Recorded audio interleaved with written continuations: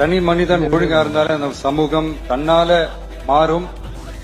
ஒரு கட்டுப்பாட்டோட ஒரு பொறுப்பா இருந்தாலே இந்த மாதிரி பல பிரச்சனைகளை நம்ம கண்ட்ரோல் பண்ணலாம். இதெல்லாம் ரொம்ப சாஃப்டா சொல்லிட்டு இருந்தேன். ஆனா பெண்களை தொந்தரவு செஞ்சுட்டு அப்படியே எஸ்கேப் ஆகி போயிடலாம்னு நினைக்கிறவங்களுக்கு நான் ஒரு வார்னிங்காவே சொல்றேன். பெண்கள் பாதுகாப்பை டிஸ்டர்ப் பண்றவங்க யாரா இருந்தாலும் அது சகிச்சிக்கவே முடியாது. தமிழக முதல்வர் திரு விஜய் அவர்கள் சிங்கப்பெண் சிறப்பு அதிரடி பயிரை தொடங்கி வச்சிருக்காரு. தான் பதவியேற்ற அன்றைக்கே வந்து இதற்கான கையெழுத்து அவர் போட்டாரும். அதை செயல்படுத்த கொஞ்சம் நேரம் கால அவகாசம் தேவைப்பட்டிருக்கு. அதன்படி இன்னைக்கு அதை வந்து அவர் தொடங்கி வச்சிருக்கிறாரு. இதனால் எல்லாம் குறைஞ்சிருமா அப்படின்னு உடனே குறைஞ்சிருமா அப்படின்னு நிறைய பேர் கேட்பாங்க. குறையுதோ இல்லையோங்க, ஒரு பயம் ஏற்படும்.